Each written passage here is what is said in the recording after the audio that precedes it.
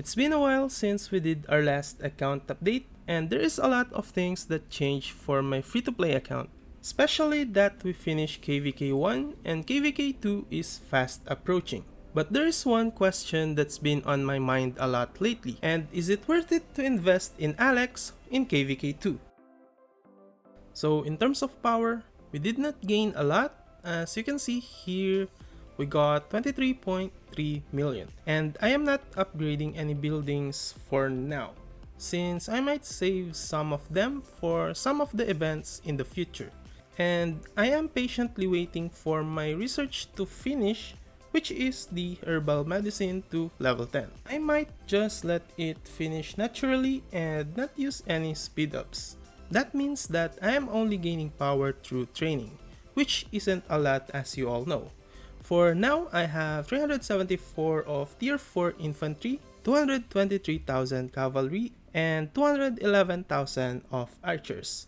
That's not a lot since most of my troops died on KVK 1. And as you noticed, I only have the tier 1 siege unit now. And something new for KVK 2 account or kingdom is the formation and the armaments. And so far, there is nothing really notable armaments that I got yet. But for now, I will prioritize infantry health for my armaments, and mostly I will focus on arch and wedge formations. As you can see here, nothing crazy with my wedge set yet, with 4.5% health and 2.5% attack. And for my arch formation, we got 3% attack, 1.8% defense, and 1.6% health. But for this one, we got 2 inscription here, but again, nothing really good so far. So moving on to the state forum, it is at level 13, and I spent some jumps to rush it to level 10 on the first day that we got this building, since level 10 is where we will unlock the dispatch feature.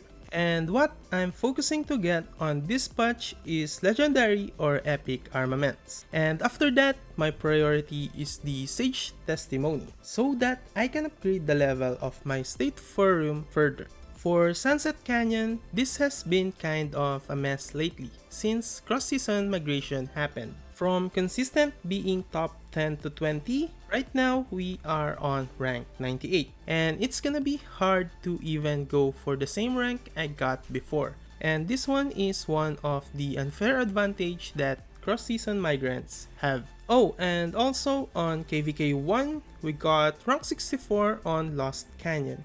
And that is the best tier of reward that we can get on this. I am proud of that since this region is a little bit on the higher side of the spenders. And me as a free-to-play gets a good ranking on this. And by the way, we got rank 4 on the Mightiest Governor event and got 50 Charles Martel Goldhead. This MGE is supposed to be fixed and my point limit is supposed to be at 14 million only. But with a Rogue on a loose, we kinda have to increase the point, and I lost a lot of resources just to secure that rank, and now my Charles Martel is at 5411 and maybe I can get him to 5511 at KVK 2.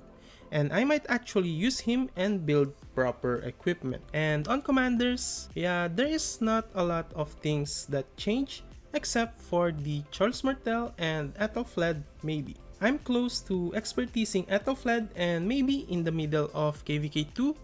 And like what I said before, Bjorn Sansu March is what works for me in my KVK 1. And this got me the best trade out of the pairs that I used. If I will ever go and invest on Alex for this KVK 2, I will be removing Bjorn and use Alex plus Sansu for my March instead. And yes, I will still be using one March only for my KVK 2. Unless of course I got something decent out of my Charles Martel and some of my equipments. And speaking of equipments, we got 2 legendary, with both having iconics and both having no special talent. And from these equipments, my goal is to upgrade either of the gloves or the boots to the Eternal Empire set 1. so I can get the 3% defense bonus from the Eternal Empire set. It will depend on which one I get first, but ultimately both the boots and gloves is the next upgrade anyway. Then after that, maybe I will go for the set weapon so I can finish the 4 pieces of this set and get the 10% march speed bonus, which is huge by the way. And lastly, I will craft the Eternal Knight for the final upgrade for my infantry equipment. Low-key, this has become infantry equipment guide, but I will have that one soon. On my resources, I am very low and my farms are literally 0 right now since I just finished MGE.